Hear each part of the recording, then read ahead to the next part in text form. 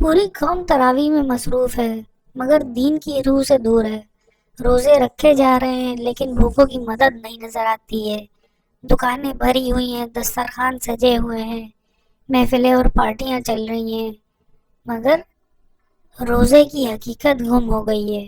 ایک وقت کا روزہ رکھا جا رہا ہے تاکہ 4 وقت کا کھانا آرام سے کھایا جا سکے۔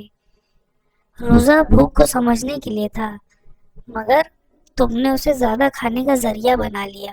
آج ہم ایک ایسے موضوع پر بات کرنا چاہتے ہیں جو ہمارے معاشرے میں بہت عام ہے لیکن اس پر غور کم کیا جاتا ہے، اور وہ ہے تراویح۔ سب سے پہلے ہمیں یہ سمجھنا ہوگا کہ اسلام کی بنیاد کیا ہے۔ اسلام کی بنیاد قرآن اور سنت پر ہے، یعنی جو عمل رسول اللہ صلی اللہ علیہ وآلہ وسلم نے کیا، سکھایا اور جس پر زور دیا۔ اگر کوئی عبادت ایسی ہو جو رسول سے ثابت ہو تو وہ سنت ہے، اگر نہ ہو تو ہمیں رک کر سوچنا چاہیے۔ روایتوں میں آتا ہے کہ محمد نے رمضان کی راتوں میں قیام کیا، لیکن اسے جماعت کی شکل میں لازمی طور پر اسٹیبلش نہیں کرا۔ کچھ راتوں تک لوگ ان کے پیچھے نماز پڑھتے رہے، لیکن پھر رسول نے خود مسجد میں جانا چھوڑ دیا اور پھر فرمایا کہ مجھے ڈر ہے کہ یہ تم پر فرض نہ کر دی جائے۔ یہ بات بہت گہری ہے۔ اس سے پتہ چلتا ہے کہ رسول نے اس عمل کو پرماننٹ جماعتی عبادت کی شکل دینا پسند نہیں کیا۔ بعد میں عمر ابن خطاب کے دور میں لوگوں کو ایک امام کے پیچھے جمع کر دیا گیا اور انہوں نے خود فرمایا یہ ایک اچھی بدعت ہے۔ یہاں لفظ بدعت کا استعمال ہوا ہے، اس کا مطلب یہ ہے کہ یہ عمل رسول کے زمانے کی اسٹیبلش سنت نہیں تھا، بلکہ بعد میں ایک نظام کے طور پر انٹروڈیوس ہوا۔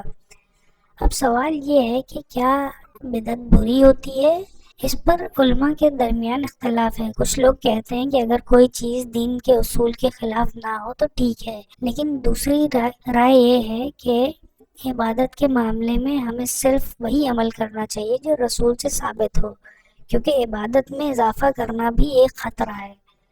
آج ہمارے معاشرے میں تراویح کو اتنا سینٹرل پوائنٹ بنا دیا گیا ہے کہ لوگ سمجھتے ہیں کہ رمضان تراویح کے بغیر ادھورا ہے، جبکہ فرض روزہ ہے، فرض نماز ہے، اخلاق ہے، زکوٰۃ ہے، انسانیت ہے۔ آج جو دور کا تقاضا ہے وہ یہ ہے کہ جس لیے ہمیں یہ روزہ رکھنا سکھایا گیا تھا اس کام کو انجام دینا ہے، کہ ایک پوری کی پوری آبادی بھوک کے ساتھ سو رہی ہے اور وہ ہم سے التماس کر رہی ہے، لیکن ہم لوگ کوئی مدد نہیں کرتے ہیں۔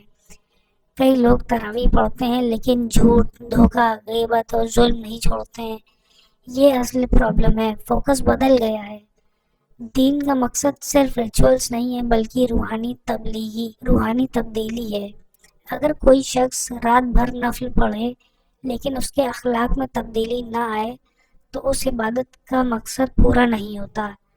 اس لیے ضروری ہے کہ ہم ہر عمل کو اندھی تقلید سے نہیں بلکہ علم اور دلیل سے دکھائیں۔ اگر کوئی تراویح پڑھتا ہے تو پڑھتا رہے۔ تراویح پڑھو، خوب پڑھو، رمضان میں 30 قرآن بھی پڑھ ڈالو، جتنی عبادت کر سکو کر لو، لیکن مسلمانوں کو یہ ضرور بتا دو کہ یہ اسلام کا فرضی اور بنیادی حصہ نہیں ہے۔